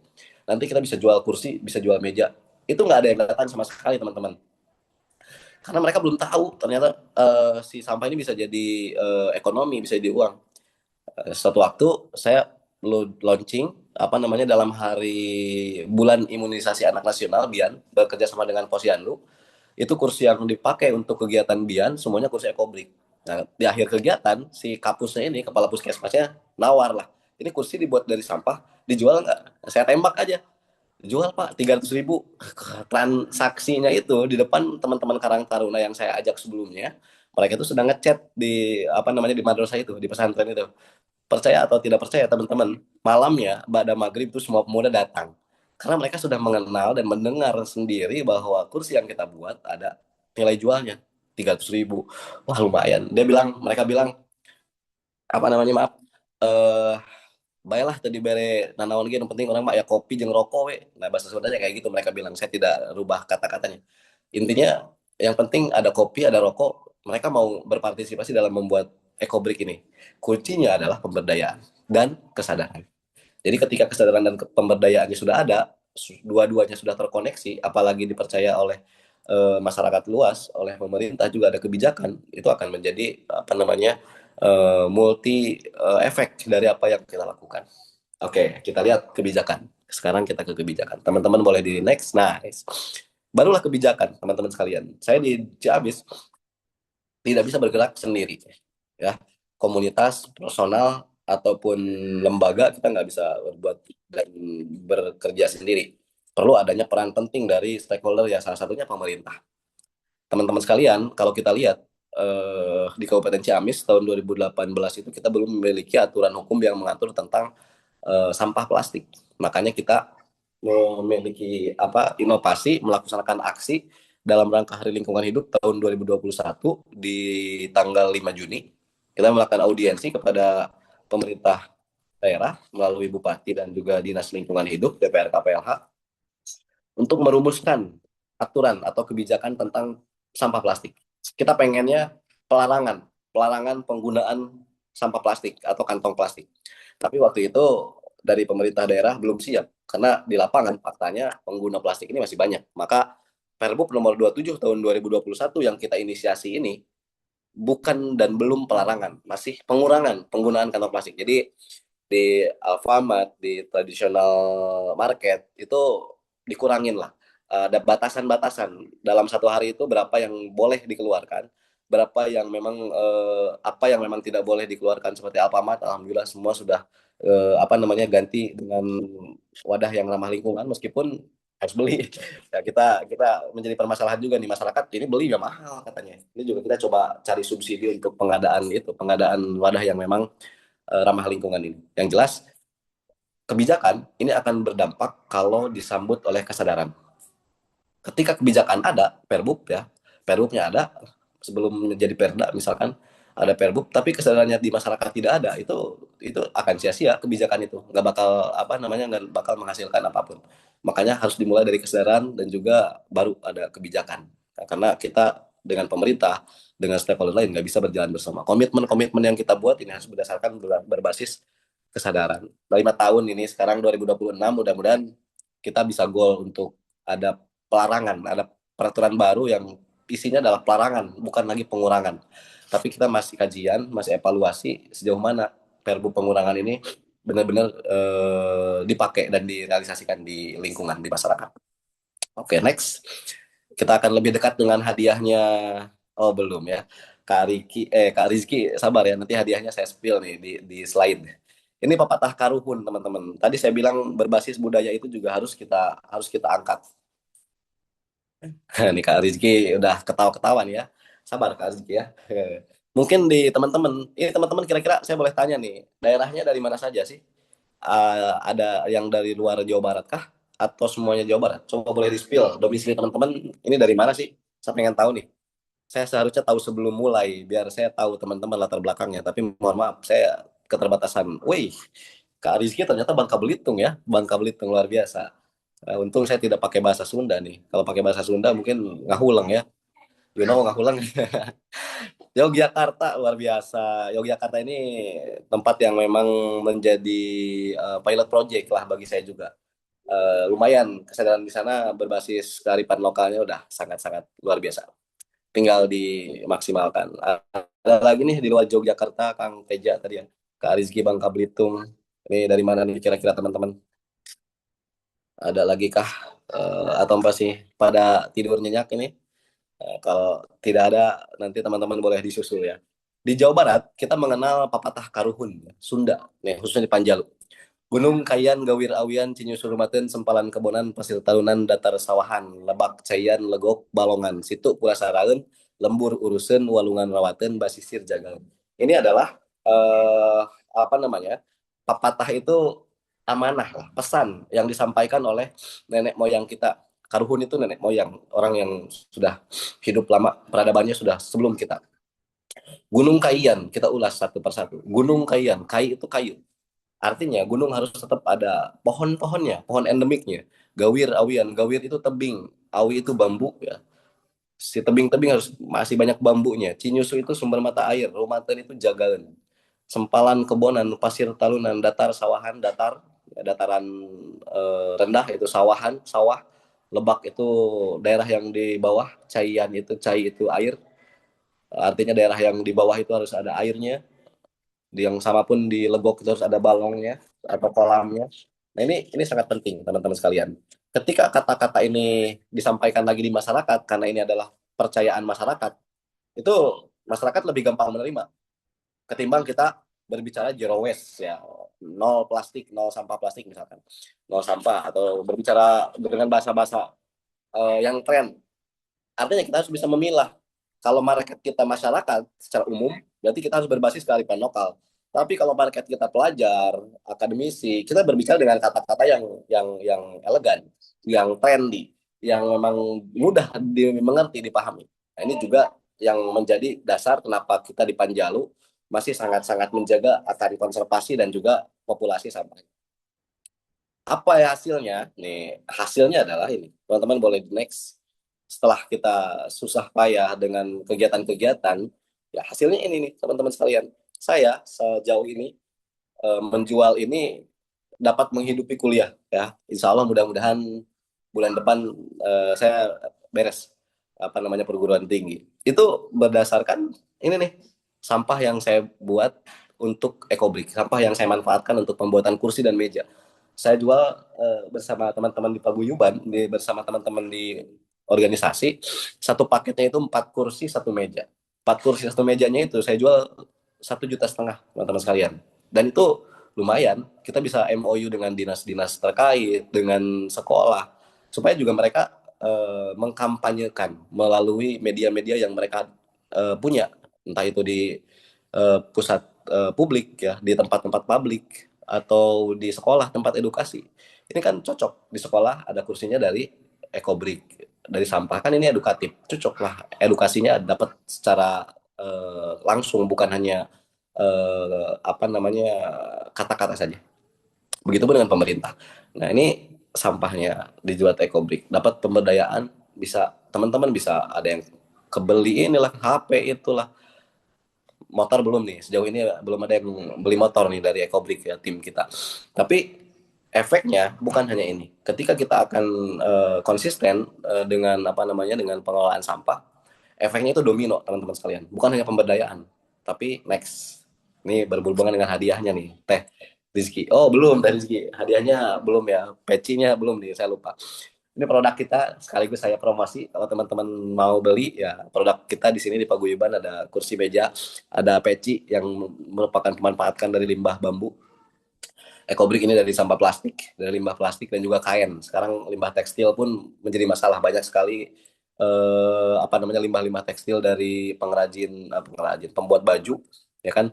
itu ternyata menjadi masalah juga, dibuang ke TPA menumpuk banyak. Nah, kita coba buat ecobriknya. Nah, nanti teman-teman boleh nanti kalau mau ya kan, kalau tertarik boleh ada diskon lah khusus buat teman-teman dari Yayasan Yota ini. Next, hadiahnya Teh Rizky nih. Nah, hadiahnya teman-teman ya, hadiahnya Teh Rizky kalau ada waktu saya tunggu di Ciamis, nanti 2 hari 1 malam saya fasilitasin untuk wisata di sini nih, di sungai yang tadinya sampah, penuh dengan sampah, Sungai Cimuntur, Blok Curugoong.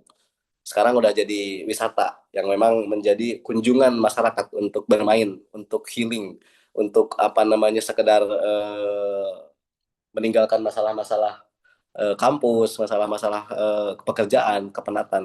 Nah, Kak Rizky juga berkenan, mudah-mudahan bisa datang ke sini dengan fasilitas yang kita sediakan, semuanya free, entah itu penginapannya, tiket masuk dan lain-lain, supaya bisa bertemu langsung. Motivasi besar ini juga saya akan coba nanti share ke teman-teman yang memiliki inovasi lainnya. Belum cukup di sini, yang akan garis bawahi di sini adalah before after, teman-teman. 2019-2020 keadaannya tuh seperti itu, sampahnya banyak sekali, curugnya pun malah jadi jelek karena banyak sampah. Ternyata ketika sudah bersih, sudah clear, ya itulah gambarnya before dan afternya di sana. Dan itu saya tidak sama sekali memiliki inovasi mimpi ya untuk membuat wisata di lingkungan saya. Nggak ada di niat awal saya untuk membuka wisata karena di sana ada curug. Justru saya belum tahu di sana ada curug. Ketika saya susur sungai di sana, ternyata ada curug. Itu luar biasa. Tanpa kita niatkan, alam juga akan memberikan jawaban terbaik buat kita. Akhirnya pemerintah desa menindaklanjuti ini. Curug ini dibuka untuk wisata, aksesnya pun ada camping ground di atasnya. Akhirnya roda perputaran ekonomi di desa itu bertambah dengan adanya destinasi ini. Destinasi wisata ini juga berbasis edukasi. Jadi kita memberikan paket bagi semua orang, itu bukan hanya untuk main. Kalau pelajar untuk buat ecobriknya, jadi ambil sampahnya langsung buat ecobrik, itu kita paketin. Apalagi untuk edukasi. Selanjutnya, Kak Rizky, belum berakhir nih hadiahnya. Destinasi kunjungan lainnya adalah ini. Danau yang tadinya bermasalah dengan permasalahan air yang memang saat kemarau itu kering, hingga jadi lapangan bola. Ya, sekarang alhamdulillah, mungkin Pak Angga ini lebih tahu nih, kita akan menghadapi apa namanya fenomena alam, yaitu El Nino Godzilla. Apa namanya, perubahan cuaca yang sangat ekstrim, peningkatan suhu yang sangat ekstrim, yang sangat panas, dan juga kemungkinan kemarau yang sangat panjang. Terakhir ini fenomena ini terjadi di 2021 saat kemarau 6 bulan, airnya kering. 2023 ada kemarau yang 3 sampai 4 bulan, alhamdulillah tidak ada apa namanya penurunan yang drastis. Meskipun iya ada penurunan, tapi tidak sampai separah ini. Mudah-mudahan ini sekarang kalau misalkan perakiraan cuacanya benar, kita akan menghadapi El Nino Godzilla. Mudah-mudahan ini akan ada perubahan. Jadi saya bisa mengambil before and after lagi. Before kemarau 6 bulannya kayak gimana, after kemarau 6 bulannya kayak gimana. Saya juga lagi penasaran karena kebetulan untuk resapan airnya, hulu-hulu sungainya sekarang yang tadinya bermasalah dengan sampah, saya tidak langsung kita tahu masalah di sana tuh udah kering karena pohonnya sudah tidak ada yang mencadangkan airnya, fungsi pohon sebagai penyerap air sudah tidak ada, hutannya sudah gundul. Itu tadinya dengan kita coba susur sungai untuk angkat sampah, tapi banyak sekali dampak yang dihasilkan, sehingga CDK kita berkolaborasi dengan cabang dinas kehutanan untuk setiap Jumat menanam itu benar-benar kita realisasikan di hulu sungai, sehingga potensi sumber daya air yang ada di Panjalu, di Ciamis ini mudah-mudahan semuanya bisa terjaga. Dan kebetulan ada investor nih yang apa namanya yang menyuntik kita di lapangan, ada kayak ya, ada wisata rekreasi dayung, kayaking seperti gambar yang di bawah. Nah, ini Kak Rizky paketnya juga ke sini. Jadi bukan hanya ke Curug, gratis juga mengikuti trip di Situ Lengkong melalui Kancah Kayaking ini. Oke, next. Terakhir ya, kita memasuki akhir dari slide yang saya buat. Before after juga tentang ini kawasan di atas curug. Jadi bukit di atas curugnya, yang before-nya itu tahun 2022 itu seperti itu ya, masih kosong, terus apa namanya pohon-pohonnya sangat miris sekali, gundul ya bisa dikatakan, meskipun tidak kritis, tidak termasuk lahan kritis, hanya semi kritis. Tapi before-nya itu, after-nya sekarang di sana camping ground ada, karena akses untuk ke curugnya itu sudah dibuka. Makanya di atasnya desa itu memiliki inovasi. Anggaran desa yang ada waktu tahun 2024-2025 semuanya dialokasikan untuk membuka destinasi ini. Bukit Embus Sampulur, camping ground, wisata edukasi, agroforestry, semua ada di sini, teman-teman sekalian.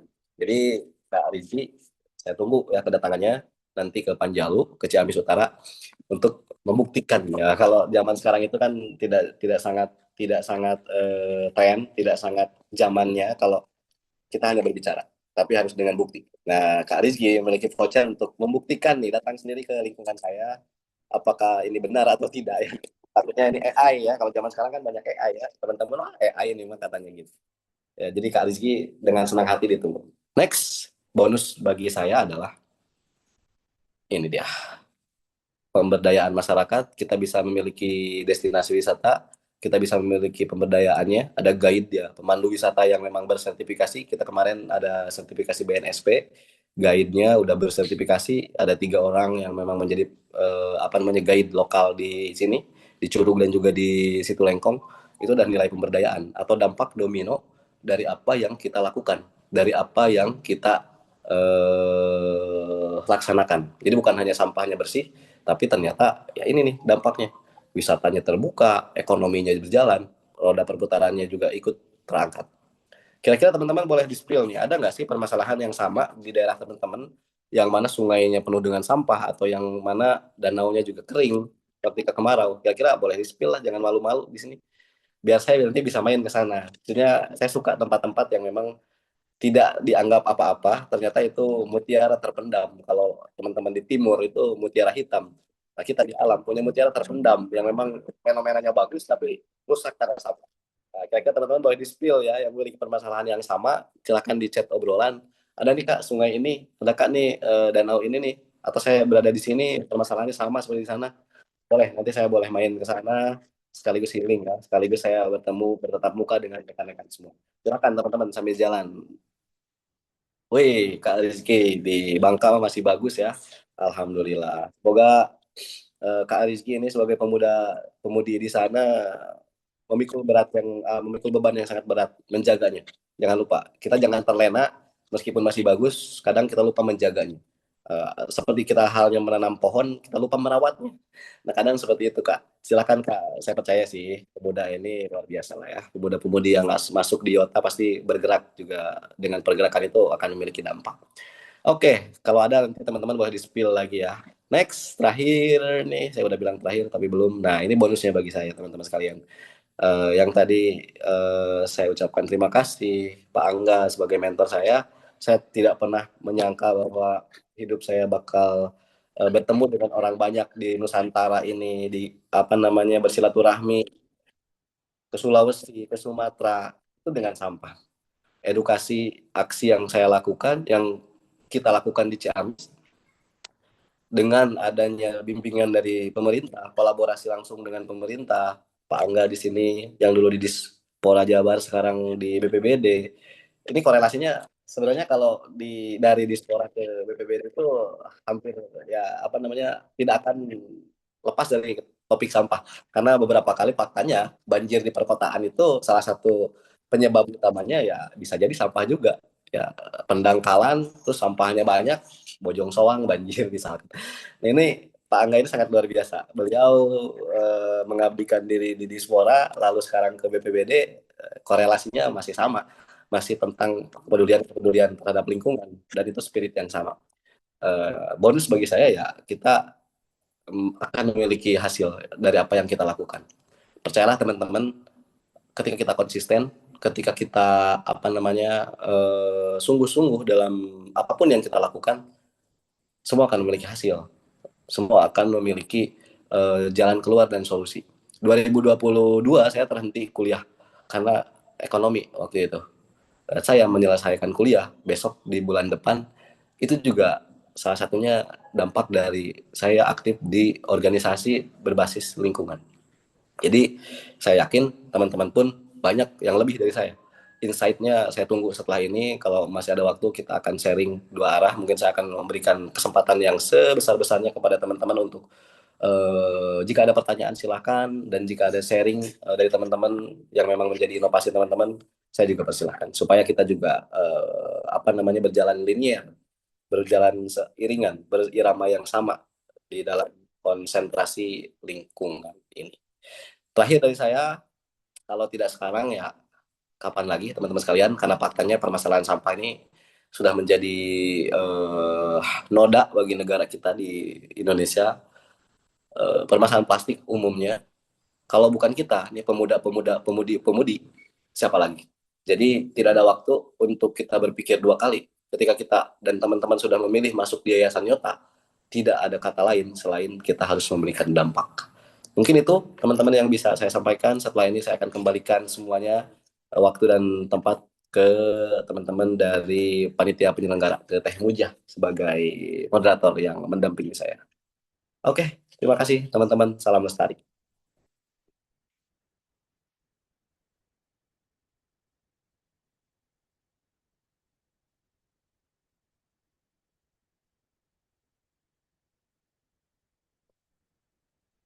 Oke, Teh Mujahnya ini ada Teh Mujah. Oke, sambil nunggu teman-teman boleh nih kalau ada apa namanya sharing dari teman-teman supaya kita dua arah boleh, atau dari teman-teman panitia penyelenggara silakan mau di take over, diambil alih. Sudah saja Kak, oleh saya saja. Oke, silakan. Oke, terima kasih banyak Kakak terima kasih banyak Kaisal atas pemaparan sharingnya gitu ya. Nah, dari apa yang telah tadi disampaikan, kita itu diingatkan bahwa permasalahan sampah itu sangat dekat sekali dengan kehidupan kita, betul ya Kak? Nah, Betul. namun juga memiliki peluang yang jika dikelola dengan sangat baik. Nah, hal ini juga sejalan dengan pepatah Rukun, yaitu Gunung Kayan, Gawir Awian, Lobak Cayan, Legok Balongan, Datar Imahan, yang mengajarkan bahwa setiap bagian alam memiliki fungsi dan harus dijaga serta dimanfaatkan dengan baik. Nah, mungkin untuk selanjutnya kita langsung saja ke sesi tanya jawab teman-teman semua. Silakan yang ingin bertanya boleh raise hand-nya.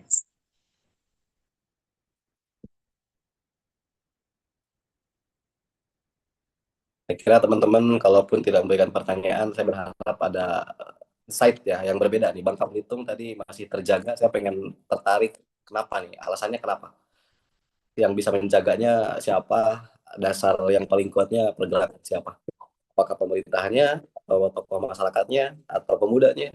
Nah, saya nanti pengen coba ya spill ini Kak siapa ya yang Bangka Belitung, Kak Rizky ya.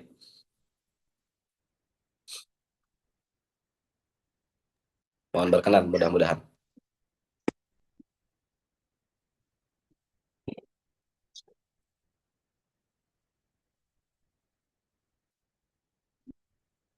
Oke, terima kasih Kak. Nanti waktunya tergantung kamu aja.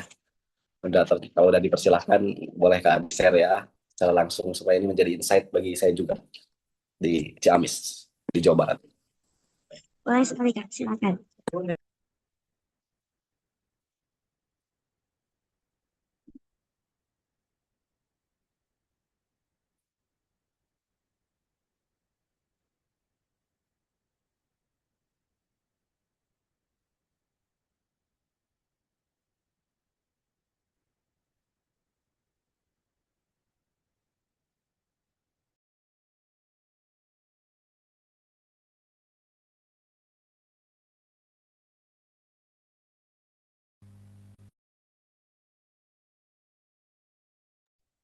Baik teman-teman, ada yang ingin bertanya, silakan.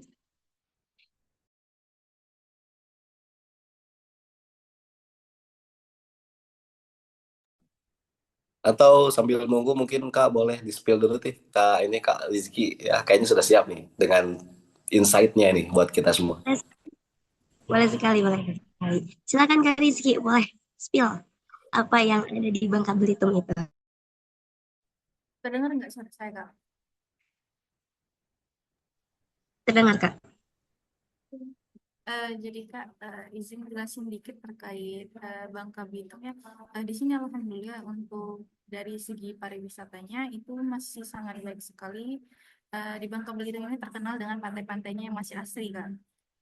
Jadi baik dari Bangka apa ya, kabupaten manapun dari Bangka Belitung ini pantainya itu masih asri banget.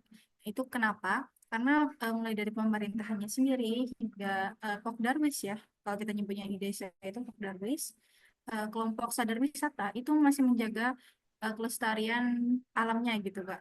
Jadi contohnya di tempat asal saya tuh di Bangka Barat, Kabupaten Bangka Barat, Kecamatan Metrok itu eh, pantainya dikelola dengan sangat baik oleh pemerintah. Jadi, eh, contohnya kita masuk ke pantai itu melewati karcis tiket. Nah, uang dari karcis digunakan kembali untuk mengelola pantai mulai dari ada taman bermainnya, ada ada tempat sampah yang sangat banyak di setiap beberapa meter sekali itu ada tong sampahnya. Terus ada tempat untuk spot fotonya, ada toiletnya yang juga bersih dan tempat seperti saung untuk bersantai. Mungkin itu aja sih Kak. Oke, jadi ini luar biasa ya, berbasis wisata. Jadi wisatanya ini memiliki dampak yang besar sehingga perputaran ekonomi yang dihasilkan dari wisata atau kunjungan yang datang ke sana itu memiliki eh, efek yang sangat luar biasa karena memang sudah terasa tuh ya. Jadi kunjungan wisata makanya asetnya harus dijaga. Jadi kunjungan-kunjungan ke sana itu sangat juga berdampak ya. Luar biasa Kak Rizky. Semoga Kak Rizky sehat selalu, bisa terus menjaga potensi alam di Bangka Belitung dan yang pasti bisa main ke sini ya Kak Rizky, bisa main ke Ciamis kapan-kapan berkabar, kita fasilitasi 2 hari 1 malam di sini untuk Kak Rizky.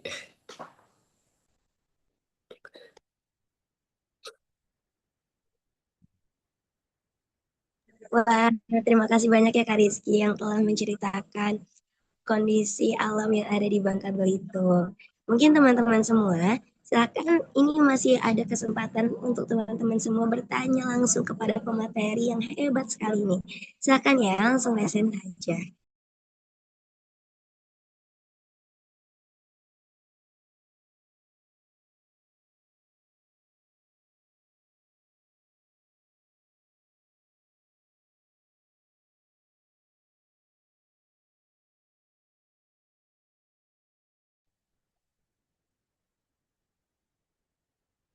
Oke. Teh Wah, Muja. terima kasih Kak Rizky. Kayaknya Kak Rizky sangat semangat sekali ya dengan pemateri hebat ini. Oke, di sini boleh silakan Kak Rizky, silakan langsung bertanya saja dan open mic-nya. Baik, terima kasih untuk kesempatannya Kak. Jadi saya tuh eh, pengen nanya terkait beberapa hal.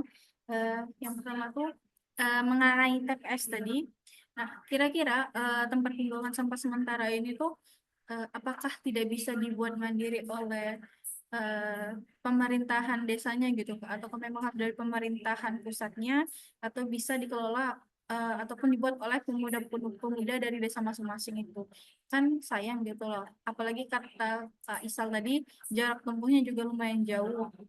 Nah, apakah tidak apakah bisa untuk TPS ini dibuat oleh desa masing-masing gitu tanpa dari pemerintah. Terus masih kepo terkait sampah plastik ini. Kira-kira ada nggak sih suatu produk ataupun solusi yang dapat mengganti plastik ini yang kita tahu ya plastik ini kan ada yang tahan panas juga tahan sama air. Nah makanya itu masih keunggulan dari plastik. Nah kira-kira ada nggak sih produk ataupun solusi dari pemerintahan setempat yang dapat menggantikan dari plastik ini agar bisa berkurangnya sampah plastik ini. Nah, mungkin itu aja Kak. Terima kasih.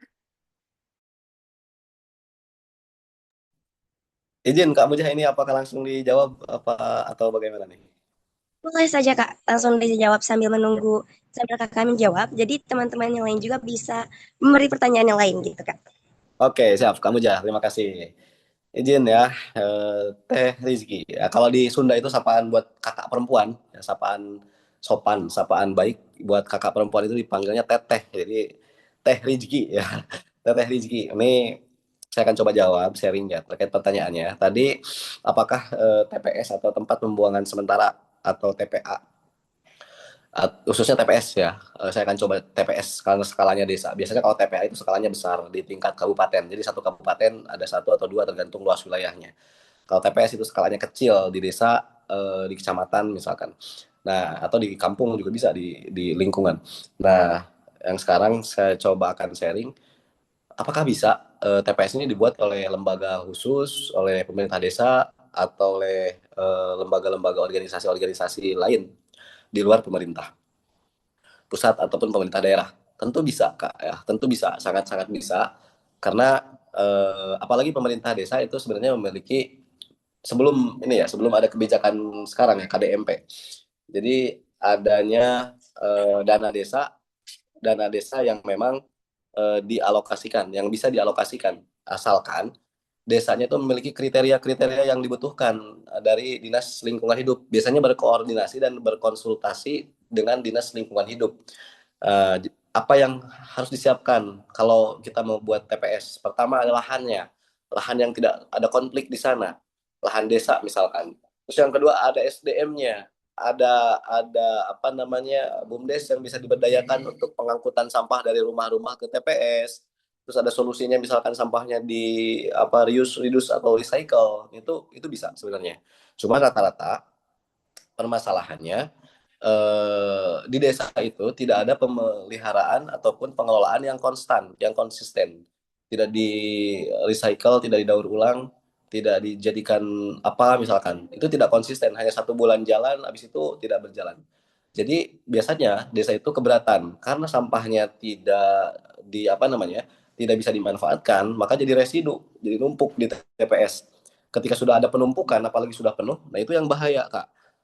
Desa itu juga akan minim anggaran untuk apa namanya, untuk mentransfer sampahnya dari TPS ke TPA. Makanya di sana ada MOU biasanya antara desa atau lembaga dengan pemerintah daerah, dengan DPR KPLH atau Dinas Lingkungan Hidup. Nah ini juga MOU-nya kadang juga setiap desa ada yang keberatan karena MOU-nya ini berbasis juga dengan pelayanan jasa pengangkutan antar jemput sampah dari TPS ke TPA. Kadang desa ada yang mengalokasikan, kadang tidak. Jadi jawabannya tentu bisa TPS ini dibuat oleh lembaga atau desa dengan catatan memiliki kriteria-kriteria yang dibutuhkan. Ya, AMDAL-nya ada, tempatnya memiliki analisis dampak lingkungan, terus anggarannya ada, alokasinya, SDM-nya ada, gitu. Berkoordinasi dengan melalui Dinas Lingkungan Hidup. Itu yang pertama. Nanti kalau ada masih agak-agak rancu jawabannya boleh ditanyakan kembali ya, Kak. Yang kedua, ya, kalau tadi tidak salah dengar, pertanyaannya itu dengan berhubungan dengan apa namanya? Alah, maaf, saya lupa nih. Boleh diingatkan Teh Mujah, pertanyaan keduanya apa nih? Atau langsung ke Rizky? Berhubungan Terkait dengan... sampah plastik, Oh solusinya. ya, solusi sampah plastik ya. Peran, ya, ini saya ingat. Solusi sampah plastik sebenarnya negara kita ini mulai harus merefleksi diri ya, melalui pemerintah daerahnya, pemerintah pusatnya. Perubahannya itu, solusinya itu ya kita jawab dengan fakta aja. 5 tahun, 10 tahun, 15 tahun, 20 tahun ke belakang, sebelum masih adanya plastik, masyarakat itu terbiasa loh tidak menggunakan plastik. Ketika pergi ke berbelanja ke pasar, masyarakat itu bawa keranjang wadahnya sendiri. Kalau kita tuh yang kayak yang dari bambu, yang dari anyaman itu, terus yang kayak wadah ayam kayak gitu. Nah itu mereka itu kan terbiasa sebelum adanya masifnya populasi plastik di negara kita. Tapi seiring berkembangnya zaman, si masyarakat ini mungkin ya terlena dengan adanya plastik karena plastik ini mudah didapatkan dan murah harganya. Jadi daripada buat anyaman bambu buat wadah ke pasar, buat beli ini wadah ini, mungkin masyarakat lebih aware beli aja plastik kan gitu. Kok toh cuma 500 perak atau 1.000 lah, paling apa namanya, mahal-mahal yang kecil tuh. Nah solusinya berarti kita harus coba mengembalikan, bisa nggak sih kesadaran masyarakat ini ditumbuhkan kembali supaya kebiasaannya kembali ke zaman-zaman 20 tahun yang lalu. sebelum adanya plastik mereka sudah pakai bawah sendiri, sudah bawa wadah sendiri. Itu kan dasarnya dari kesadaran. Nah, ini permasalahan paling besar. Kesadaran ini akan sangat susah dihasilkan karena akan lahir ya dari diri sendiri, dari lingkungan. Kalau dari lingkungan dan diri sendirinya tidak dipupuk, tidak diedukasi, kesadarannya akan sangat, apalagi dengan realita plastik ini sekarang masih mudah didapatkan dan murah didapatkan. Bukan hanya mudah tapi murah. Nah, kuncinya mudahnya dan murahnya ini harus dilawan dengan kesadaran masyarakat. Terus solusi lain, ya kita kan nggak bisa nyetop langsung plastik. Saya di Ciamis nggak bisa bikin audiensi sama daerah, sama perbuk, bupati, sama dinas, langsung kebijakannya melarang, ya. Melarang penggunaan plastik itu nggak bisa karena ekosistem plastik juga menjadi mata pencaharian bagi beberapa orang. Ya, artinya di sini peran pemerintah bersama kita harus bersama-sama. Switch yang tadinya berbisnis di dunia plastik, bisa nggak mereka pindah pelayanan di berbahan yang memang non plastik gitu loh. Jadi mereka inovasinya digeser, bukan berarti mematahkan perekonomian dia jual plastik tadinya. Nggak bisa kita dia di stop jual plastik tanpa ada solusi. Kan mata pencaharian tuh, dia kerja di sana, dia dapat uang di sana. Maka ada solusinya, harus dengan diganti pekerjaannya dengan berbahan plastik, dengan diganti dengan apa yang berbahan non plastik, entah itu alami ataupun bahan lainnya, paper, kertas, atau yang memang ramah lingkungan. Nah, saya kira itu perlu dilakukan dengan sinergitas antara kita sebagai pemuda, masyarakat, dan juga pemerintah. Nah, kebijakannya itu, pemerintah itu kebijakannya. Saya coba sekarang kan melalui MBG, si SPPG itu bisa disubsidi wadah, ya, wadah kemasannya. Di kemasannya itu disubsidi sama pemerintah. Bisa nggak ke depan anggaran pemerintah dialokasikan sebagian untuk mensubsidi wadah yang ramah lingkungan yang non plastik? Karena ternyata toh di SPPG pun bisa disubsidi tuh wadahnya, meskipun memang dengan sistem yang sudah dilakukan dan dibukukan dan disepakati bersama dengan pihak SPPG-nya. Nah, ke depan pun mungkin ini Pak Angga, saya kira perlu ada ini ya, perlu ada ya, tindak lanjut nih. Saya kira perlu ada subsidi plastik nanti, karena masyarakat kan mahal beli yang non plastik. Sambil nanti kesadarannya nggak selamanya disubsidi kan, kalau masyarakat sudah memiliki wadah yang non plastik di rumahnya masing-masing, ketika kita melarang itu adanya penggunaan plastik, kita nggak salah karena masyarakat sudah disubsidi tadinya, sudah disubsidi wadah yang non plastiknya. Kalau kita larang aturan tanpa tidak ada solusi di masyarakat disubsidi atau disediakan, ya masyarakat pasti protes lagi. Kita harus pakai apa, meskipun sebenarnya zaman dulu pun bisa, tapi kita nggak bisa sesimpel itu berbicara dengan masyarakat.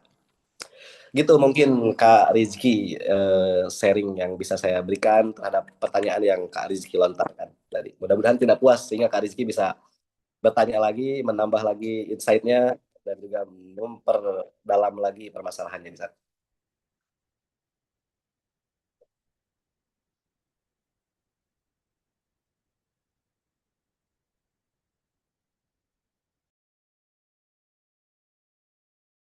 Oke, sama-sama Kak Rizky.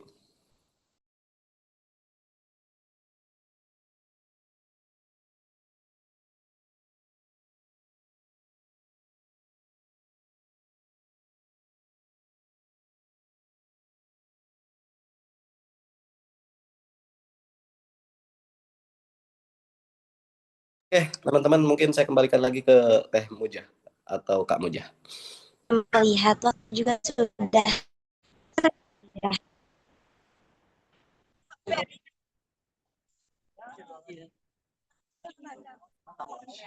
Oke,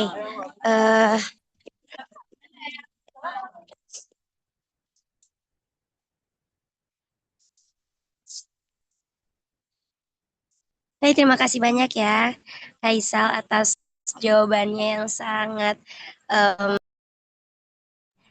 luar biasa sekali gitu ya.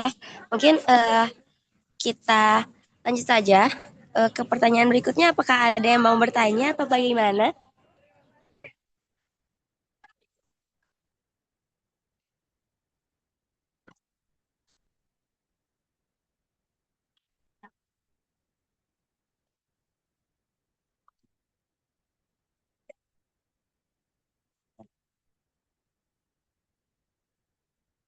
Nah, mungkin karena melihat waktu juga ya, ini sudah sore sekali.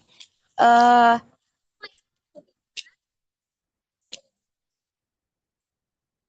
Oke, nah kan sebentar.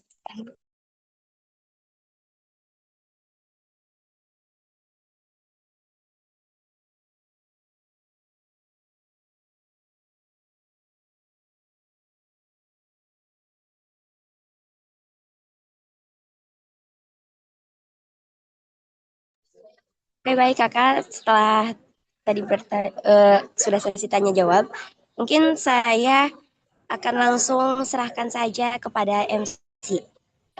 Terima kasih atas perhatiannya semuanya. Mohon maaf apabila saya sangat kurang sekali karena memang kan ada kegiatan di luar juga. Terima kasih. Wassalamualaikum warahmatullahi wabarakatuh. Saya serahkan kepada MC. Ya, terima kasih Kak Mujaidah sebagai moderator yang telah memandu sesi pemaparan materi tadi. Baik, untuk sesi selanjutnya, mungkin sebagai informasi terlebih dahulu, tadi untuk Kak Rizky ya, karena sudah bertanya dan sudah memberikan pendapat gitu di forum tanya jawab tadi, mungkin nanti bisa klaim reward dari kami. Mungkin nanti bisa lewat grup mungkin ya, cara klaimnya. Sip, terima kasih. Mungkin oke. Sesi selanjutnya kita akan ada sesi penyerahan sertifikat dari tim Yota Adiwidya Center kepada pemateri dan kepada moderator. Dan mungkin kita awali dari pemateri dulu, yang sertifikatnya akan diserahkan oleh Pak Angga sebagai pembina dari Yota Adiwidya Center dan dilanjutkan oleh Kak Tri yang akan memberikan sertifikat kepada moderator. Kepada Pak Angga, disilakan. Baik, terima kasih Pak Tejo ya. Isal, nanti akan ditampilkan ya untuk Ya, ya. penyerahan sertifikatnya. Dan Alhamdulillah terima kasih banyak insight, pengalaman, dan juga motivasi ya. Insya Allah menular untuk kita semua. Dan mudah-mudahan kolaborasi ini tidak hanya saat ini saja. Mudah-mudahan bisa berlanjut dan juga sukses ya. Mudah-mudahan bulan depan sekolahnya apa kuliahnya lulus ya. Lancar. Alhamdulillah. Baik, ini mungkin penyerahannya. Terima kasih banyak. Alhamdulillah kami serahkan sertifikat atas perkenan Kang Isa Nur Hidayatullah untuk menjadi narasumber dalam kegiatan webinar Navigating Indonesian Plastic Waste Crisis in Change Society yang diberikan oleh Yayasan Yota Adiwidya Center. Terima kasih penghargaan yang sebesar-besarnya untuk Kang Isal. Terima kasih banyak. Semoga ilmu yang bermanfaat bisa memberikan jalan kemudahan untuk kita berbuat baik ke depannya. Terima kasih. Sukses Kang Isal. Assalamualaikum warahmatullahi wabarakatuh. Waalaikumsalam warahmatullahi wabarakatuh. Terima kasih juga Pak. Mohon bimbingannya, mohon arahannya terus buat Isal dan juga rekan-rekan penggerak perubahan ini. Hatur nuhun Pak.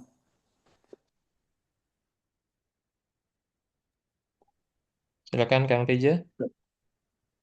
Baik, terima kasih kepada Pak Angga telah memberikan sertifikat kepada pemateri Kang Isal. Mungkin dilanjutkan oleh Kang Tri yang akan memberikan sertifikat kepada Kak Mujah. Oke, siap.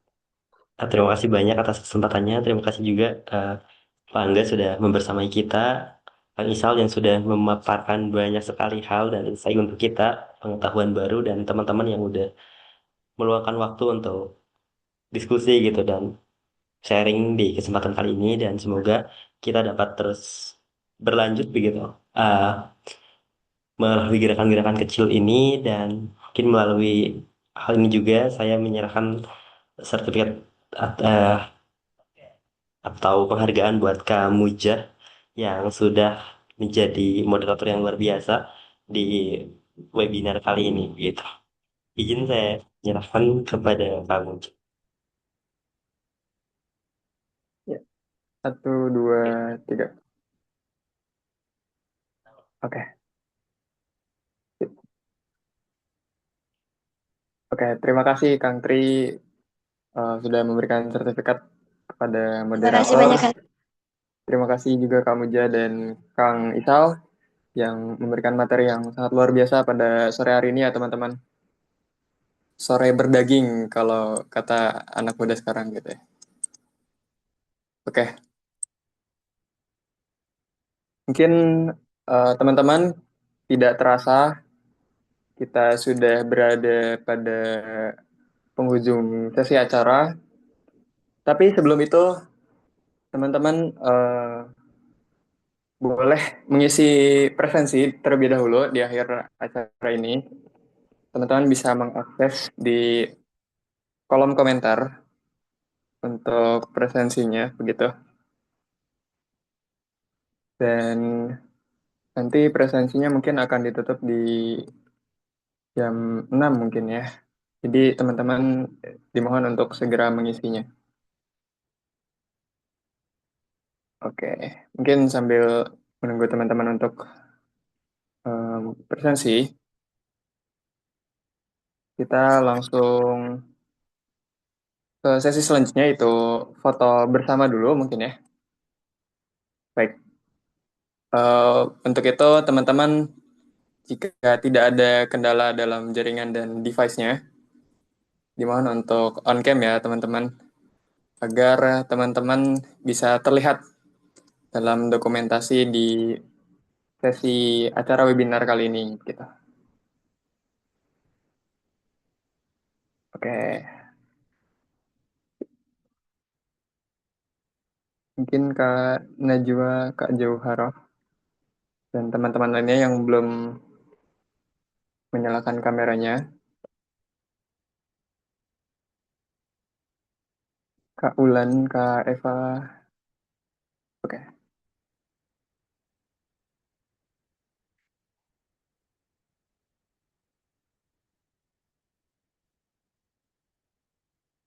Oke, siap. Terima kasih konfirmasinya Kak Joharo.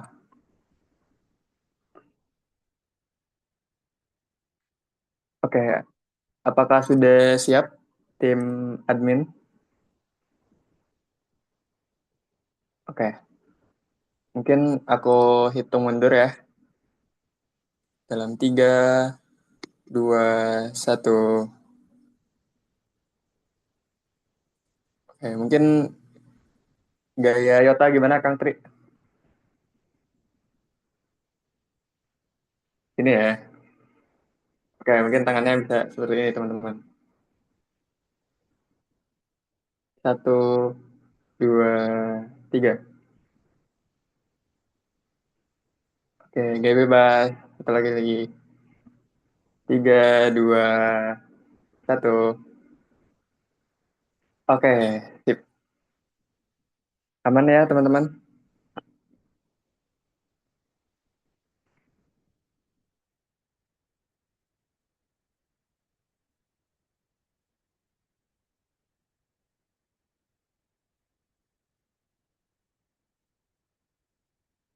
Oke, mungkin karena sesi pada webinar kali ini sudah terlaksana semua ya teman-teman. Dan tidak terasa sekarang sudah berada pada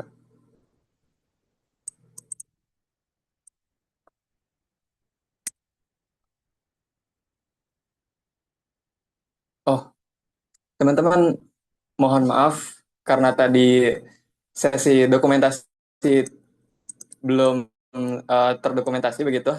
Jadi mungkin mohon maaf sekali, kita ulang sekali lagi ya teman-teman. Mohon maaf sekali. Oke, mungkin ada kesalahan teknis. Oke, mungkin teman-teman bisa on cam kembali satu kali lagi. Oke,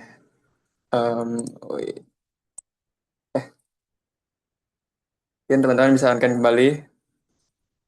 Oke, aku hitung cepat saja ya teman-teman. 3, 2, 1.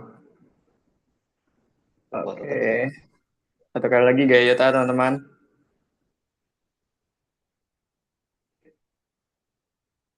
Oke. 1, 2, 3.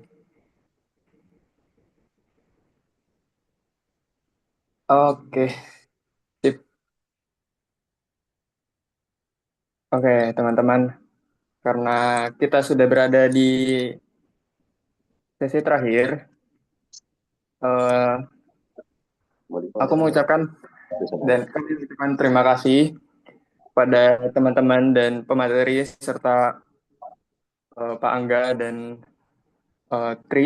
Kang Tri yang sudah membersamai kita di acara kita dan teman-teman peserta yang sudah meluangkan waktunya hingga akhir sesi.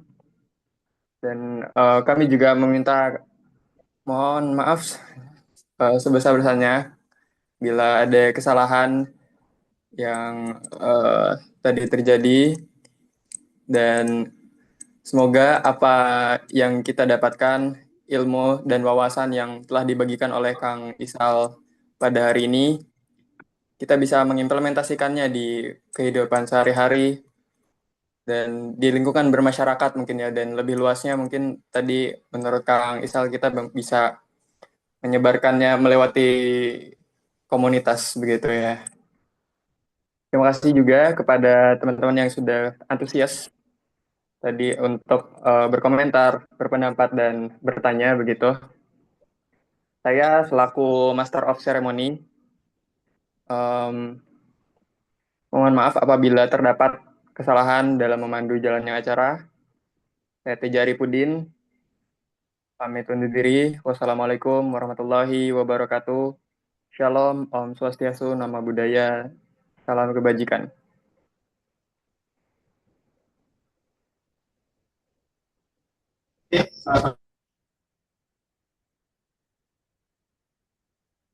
Jangan Terima lupa kasih. isi Jangan lupa isi presensi teman-teman.